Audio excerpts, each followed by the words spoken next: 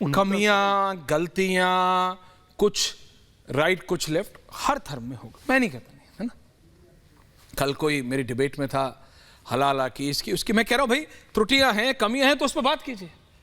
ये सनातन उन्मूलन कहां से हो जाता है? कोई और धर्म भी हो, अगर सनातन की जगह कोई और धर्म होता तो भी मेरी डिबेट ये रहती कि भैया उन्मूलन कैसे कर रहे हो।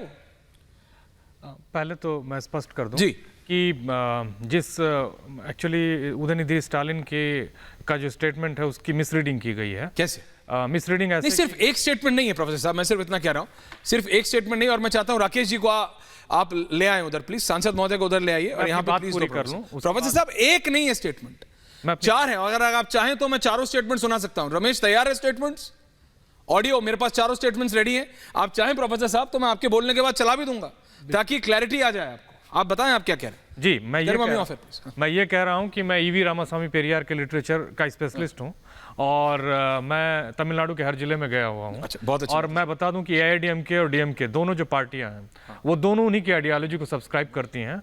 और तमिलनाडु भारत में एक ऐसा राज्य है जहां पेरियार को, सीएन अन्नादुरई को और इग्नोर नहीं किया जा सकता, जस्टिस पार्टी को इग्नोर नहीं किया जा सकता, क्योंकि तमिलनाडु भारत में एक ऐसा राज्य है जिसने सोशल जस्टिस की सबसे पहले पूरे भारत में आवाज उठाई। आप मुझे बताइए जो प्रोफेसर राकेश सिन्हा ने कहा जी तमिल भाषा के बारे में। जी तमिल भाषा, तमिल एक क्लासिकल लैंग्वेज है और जो प्रोफेसर राकेश सिन्हा जी कह रहे हैं उससे मैं सहमत नहीं हूँ। वो एक माइथोलॉजिकल हिस्ट्री का पार्ट है वो, और वो पूरी तरह से ये सब मनगढ़ंत बात मैं बताना चाहता हूँ। जी ये पूरी तरह से एक बात बताना चाहता हूँ। क्या प्रोफेसर साहब? कि भारत में ओरल हिस्ट्री का बहुत इंपॉर्टेंस है और ओरल हिस्ट्री सिर्फ आधुनिक युग का नहीं है। जिस समाज को, राष्ट्र को, सभ्यता को हजारों साल उस वेदना का सामना करना पड़ा जब नालंदा विश्वविद्यालय बख्तियार खिलजी ने जला दिया, कोई उस पर भी विश्वास नहीं करेगा कि वो जलाया गया। आगे आने वाली पीढ़ी में ऐसे प्रोफेसर आएंगे, कहेंगे मैं उस पर विश्वास नहीं करता हूँ, मिथिकल हिस्ट्री है। देखिए अगस्त मुनि के बारे में हमारे, यह तो आप अध्यात्म को ही रिजेक्ट कर दिए। तो भगवान राम, ऐसे ही लोग भगवान राम के जन्म का हमसे म्युनिसिपैलिटी का सर्टिफिकेट मांगते थे कि भगवान राम का जन्म उस गर्भगृह में हुआ, इसका प्रमाण पत्र दीजिए। ये प्रॉफिट मोहम्मद का जन्म स्थान का सर्टिफिकेट नहीं मांग सकते। ये इन लोगों की ग्रूमिंग जो यूरोपीय सिस्टम में हुई है, उस मेथोडोलॉजी में हुआ है, वो भारतीय ज्ञान परंपरा को खारिज करते हैं, इसीलिए स्वयं खारिज हो रहे हैं। ये पेरियार की बात कर रहे हैं, पेरियार का संघर्ष सोशल जस्टिस के लिए तमिलनाडु के कॉन्टेक्स्ट में हुआ है। और एक बात और मैं बता दूं, जाति प्रथा के खिलाफ और अनटचेबिलिटी के खिलाफ इनकी मान्यता है कि सनातन का मतलब है जाति प्रथा, वर्ण व्यवस्था और अस्पृश्यता।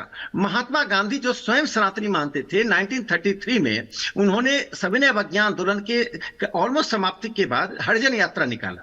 12,000 मील चले, वर्धा के राम मंदिर शुरू हुआ और समाप्त कहां हुआ? काशी में। उस हरिजन यात्रा के दौरान ये सब डिस्कोर्स में आया है। अंबेडकर जी के समर्थकों से उनका डिस्कोर्स हुआ।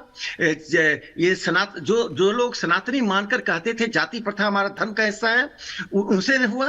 रनाडे जो महाराष्ट्र के एक अच्छे सोशल रिफॉर्मर थे, इंडियन सोशल रिफॉर्म के कॉन्फ्रेंस हुए, सबसे ज्यादा कॉन्फ्रेंस मद्रास में।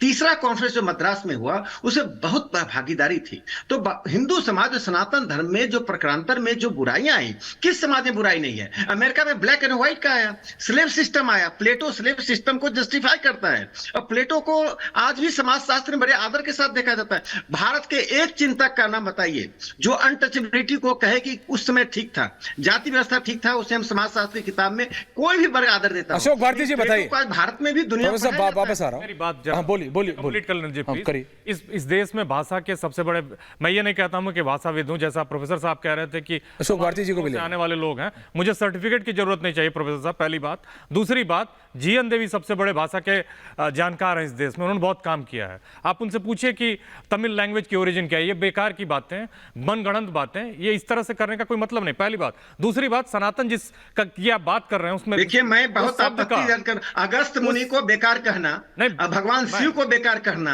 अरे आप क्या बात कर रहे हैं? ये तो मिशनरी वाले भी नहीं करते हैं। आप पढ़ लिए, देखिए डिग्री से ज्ञान नहीं होता है। आप उसका अपनी reference पूरी दीजिए, ज्ञान प्रोफेसर परंपरा साहब, को reference खारिज दीजिए करके उसका। आज यहाँ पर कहते हैं अगस्त मुनि बेकार हो गए, Reference कल दीजिए। कहेंगे कि नारद मुनि बेकार हो गए, मुझे मेरी कल हम बात- नारद जयंती बना कहेंगे नारद थे ही नहीं। मेरी बात पूरा आपके करने ज्ञान दीजिए। से देश नहीं चलेगा, सनातन जो आपके है, ज्ञान से राष्ट्र सनातन नहीं जो चलेगा। है- आप ये भाषा शास्त्र पढ़ना कब की तमिल के बारे में मैं बताता हूँ, सुन लीजिए ना। आप प्रोफेसर साहब के पास क्यों जाते हैं? आप जो जिससे विमर्श कर रहे हैं वो बिना पढ़ा लिखा व्यक्ति नहीं है। अरे सर, 5 मैंने आपको भाषाएं पढ़ा लिखा दुनिया नहीं, की, बिना पढ़ा लिखा नहीं कहा 5 मैंने। भाषाएं दुनिया की जिसमें अजवेस्ता, सुनिए पढ़ा अरे लिखा, सुन तो लीजिए, पढ़ा व्यवस्था लिखा है। आदमी, अरे बोलिए, बोलिए, बोलिए, एक-एक पढ़ा करके, एक-एक लिखा करके। आदमी, Give him पढ़ा 30 लिखा आदमी seconds. किसी को सुनिए, घमंडिया नहीं संस्कृत है। कहेगा।